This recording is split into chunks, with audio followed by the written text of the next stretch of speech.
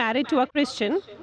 My question, which has come to my mind, is after hearing the thoughts of doctor and the teachings of Islam regarding killing. If killing is strictly prohibited in Islam, why don't the Muslim spiritual leaders openly criticize and unitedly fight the killings going on in the name of jihad? How can Muslims allow Islam to be misused and misquoted by a few of those Muslims who are maligning the name of the entire community in the entire world? Sister asked a very good question. She said that she was impressed with the teaching of Islam, that Islam is against killing innocent human beings. But how come all the Muslim leaders don't get together and condemn the killing that is going on in the name of jihad?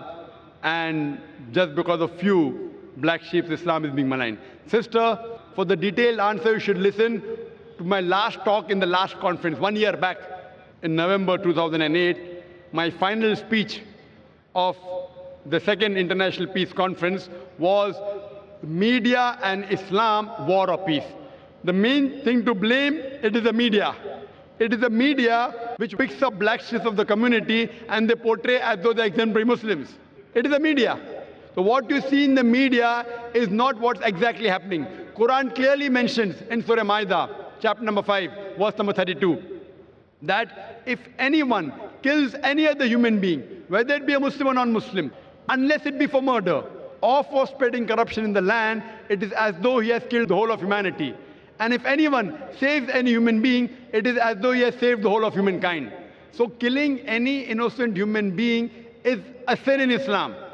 Not only is it a sin, it is as though you have killed the whole of humanity. So anyone killing, you find cases taking place, going on the street and a bomb blast takes place, etc. Killing innocent human being is totally prohibited. It's clear cut. And when I went to USA, I went to UK, we have Muslim organizations condemning what bomb blast took place in the tube station in London. We condemn it. I went to America, I found some of the Muslim organizations condemning what's happening in 9/11. I agree with them. I agree with them. What happened in 9/11? A few thousand people killed. It is to be condemned. Who did it? I don't know. I'm not saying Muslims did it. It is the media which is saying there's no proof at all. There's no proof. But whoever did it, there are, if you go on the internet, you have various documentaries showing that it was a government job, inside job. George Bush did it. I don't know who did it. Whoever did it, killing thousands of innocent human beings in 9/11, in the Twin Tower bombing, is to be condemned. More than 50 people killed in the tube bombing in London is to be condemned. More than 100 people killed in Bombay in July, a couple of years back, in the train bombing in Bombay is to be condemned. But don't put a full stop.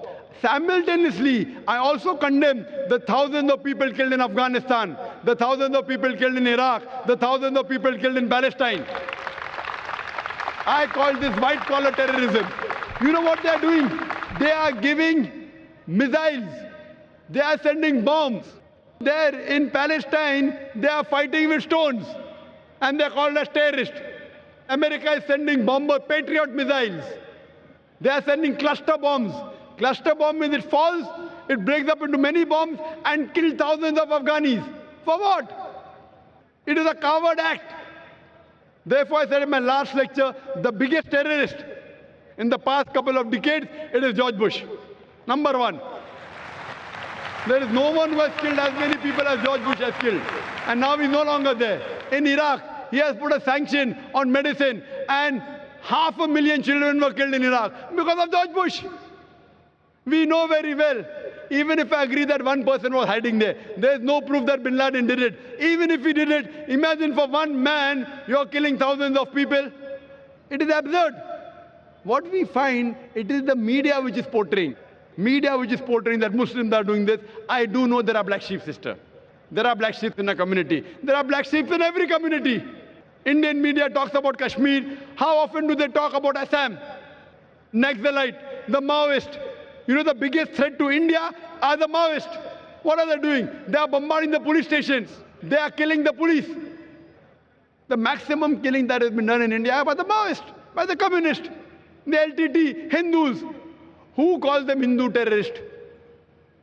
You go to Assam, the Christian terrorist. When the Hindus do it, you call it LTTE. Liberation Tamil Tigers. LM. If you go to UK, IRA. Irish Republican Army. They are Catholics. They have a big difference between the Catholics and the Protestants. No one calls them Catholic terrorists. Why? So what we find that no religion teaches to kill innocent human beings. But there are more non-Muslims killing innocent human beings than Muslims. Now so-called Muslims who killed innocent human beings, they aren't Muslims. They aren't following the teachings of the Quran and the Prophet. But what the media does, media picks up these black sheep and they portray as though they're exemplary Muslims. So the media has to blame, number one. Media.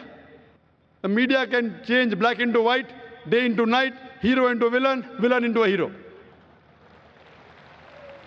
You can hear my talk, is terrorism a Muslim monopoly? And you'll get more details, inshallah. Thank you.